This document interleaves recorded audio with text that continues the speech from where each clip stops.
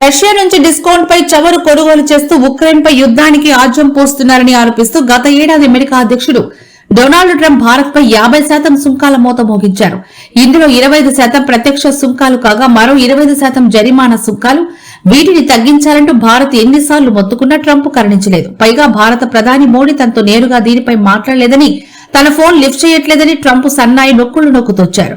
అయితే తాజాగా ట్రంప్ ఏర్పాటు చేసిన గాజా శాంతి బోర్డులో చేరేందుకు ఆహ్వానం అందినా భారత్ పట్టించుకోకుండా మౌనంగా ఉండిపోవడం, అదే సమయంలో రష్యాతో చమురు దిగుమతుల్ని సైతం తగ్గించుకోవడం చర్చనీయాంశమైంది.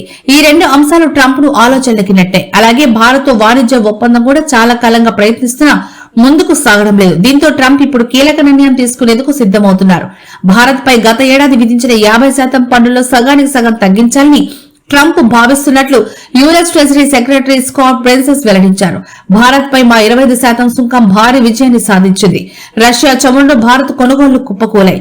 సుంకాలు ఇప్పటికీ కొనసాగుతున్నాయి. ఇప్పుడు వాటిని తొలగించడానికి ఒక మార్గం ఉందని ఊహించినట్లు స్కాట్ బెసెంట్ వెల్లడించారు. తాజాగా ట్రంప్ కూడా భారత్ తో త్వరలోనే భారీ వాణిజ్య ఒప్పందం కుదరబోతున్నట్లు సంకేతాలిచ్చారు. ఇందులో భాగంగానే సుంకాల తగ్గింపు నిర్ణయం తీసుకోబోతున్నట్లు తెలుస్తోంది.